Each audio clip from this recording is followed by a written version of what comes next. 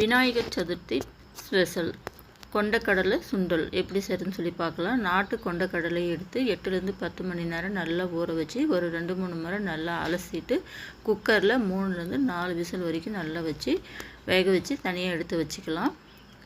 அதுக்கு ப்ரெஷர் போகிறதுக்குள்ளே நம்ம வந்து மசாலா ரெடி பண்ணிக்கலாம். ஒரு அரை கொத்து அளவுக்கு கறிவேப்பிலை, 4 பச்சை மிளகாய், சோம்பு, இஞ்சி, பூண்டு, தேவையான அளவுக்கு கல் உப்பு சேர்த்துக்கலாம். இது எல்லாத்தையும் சேர்த்து தண்ணி விடாமல் அப்படியே குறைன்னு அரைச்சிக்கணும். தண்ணி விடக்கூடாது.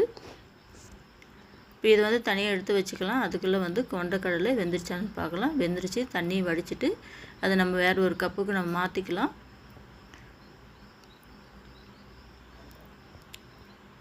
இப்போ அடுத்தது கடாயை வச்சுக்கலாம். ஒரு ஸ்பூன் அளவுக்கு எண்ணெய் போட்டுக்கலாம். கடுகு போட்டுக்கலாம். கடுகு நல்லா பொரிஞ்சதும் கறிவேப்பிலை சேர்த்துக்கலாம். பெரிய வெங்காயம் ஒரு வெங்காயம் நல்லா சேர்த்து நல்லா வதக்கணும். கலர் மாறக்கூடாது வெங்காயத்தில்.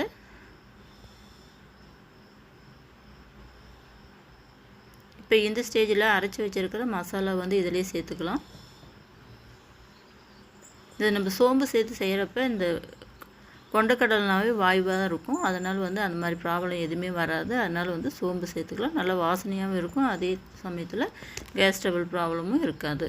அதனால் வந்து சோம்பு சேர்த்துக்கலாம்.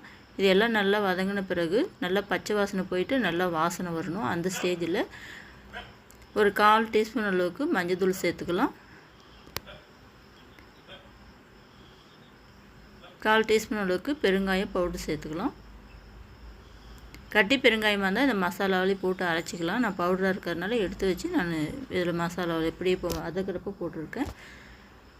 இப்போ இதெல்லாம் நல்லா வெந்து நல்லா வதங்கி நல்லா வாசனை வந்த பிறகு ஒரு அரை மூடி தேங்காய் வந்து துருவி வச்சுருக்கேன். அதை வந்து சிம்மில் வச்சு ஒரு 2 நிமிஷம் நல்லா அந்த தேங்காயில் இருக்கிற ஈரப்பதம் போகணும். அந்தளவுக்கு நல்லா வதக்கிக்கலாம்.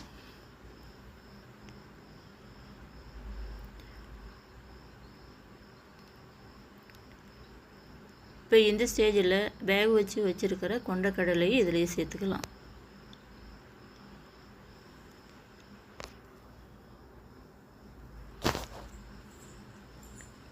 சிம்மில் வச்சு நல்லா வந்து எல்லாத்தையும் ஒன்றா சேர்ந்து வர அளவுக்கு நல்லா எல்லாம் போட்டு நல்லா கலந்து விடலாம். எல்லாம் கலந்து விட்டுட்டு உப்பு கரெக்டாக இருக்கான்னு சொல்லி பார்க்கணும். நான் முன்னாடி போட்ட உப்பு கரெக்டாக இருக்கும்.